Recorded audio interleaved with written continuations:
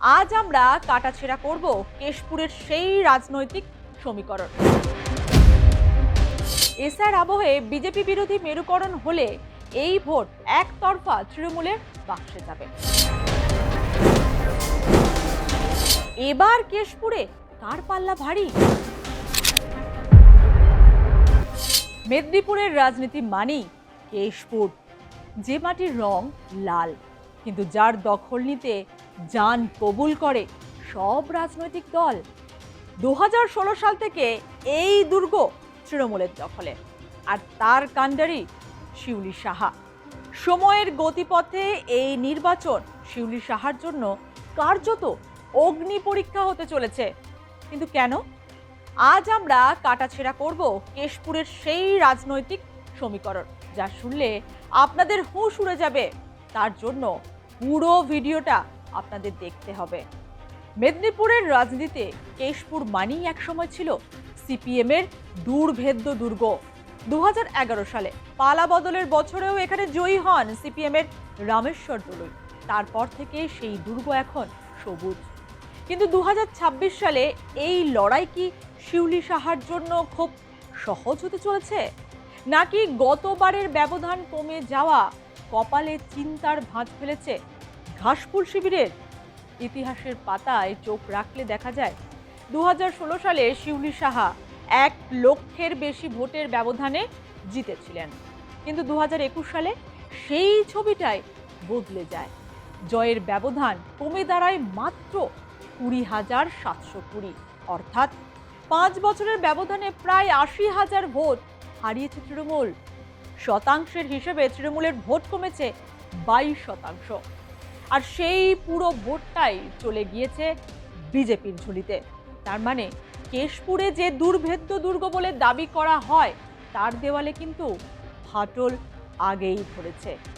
এই মার্জিন কমে যাওয়ায় শিউলি সাহার জন্য এবারের সব থেকে বড় চ্যালেঞ্জগুলি কি কি, সেটাই এখন আপনাদের সামনে তুলে ধরব। কেশপুর তপশিলি জাতি সংরক্ষিত আসন। গত নির্বাচনে বিজেপি প্রার্থী প্রীতিশ রঞ্জন কুমার 19,000-এর বেশি ভোট পেয়েছিলেন। 2024 সালে লোকসভা ভোটেও এই এলাকায় বিজেপির ভোট ব্যাংক সংহত হয়েছে। শুভেন্দু অধিকারীর জেলায় বিজেপির এই শক্তি বৃদ্ধি শিউলি সাহার জন্য বড় বাধা। দ্বিতীয়ত, শিউলি সাহা বর্তমানে রাজ্যের পঞ্চায়েত ও গ্রামোন্নয়ন প্রতিমন্ত্রী।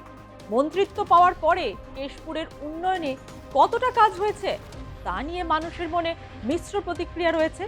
গ্রামীণ রাস্তা, আবাসন প্রকল্প ও 100 দিনের কাজের বকেয়া মানুষের অভিযোগকে বিরোধী পক্ষ এবার হাতিয়ার করেছে। তৃতীয় চ্যালেঞ্জ, তৃণমূলের আভ্যন্তরীণ সমীকরণ। কেশপুরের মতো স্পর্শকাতর এলাকায় গোষ্ঠীকোন্দল তৃণমূলের পুরনো সমস্যা।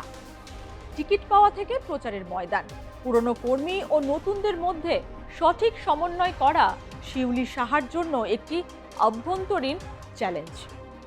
ঘাটাল লোকসভা কেন্দ্রের মধ্যে পড়ে কেশপুর বিধানসভা কেন্দ্র।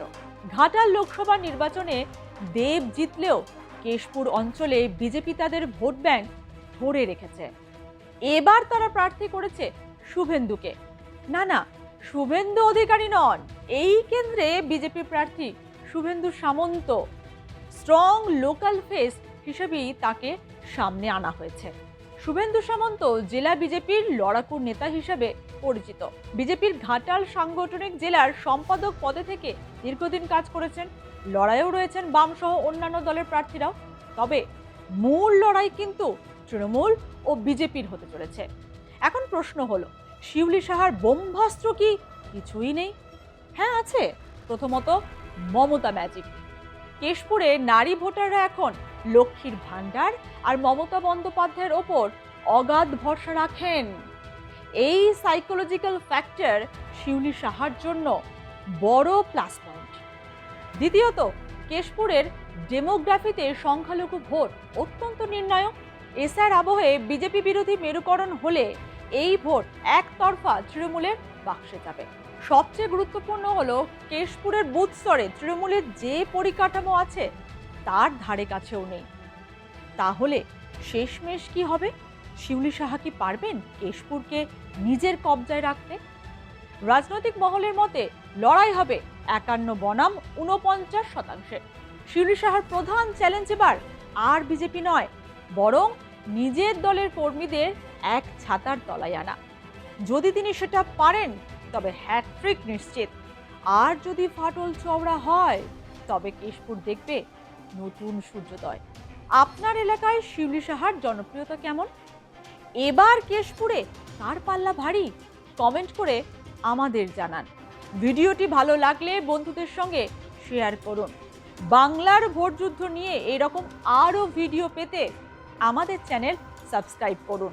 দেখা হচ্ছে পরের ভিডিওতে।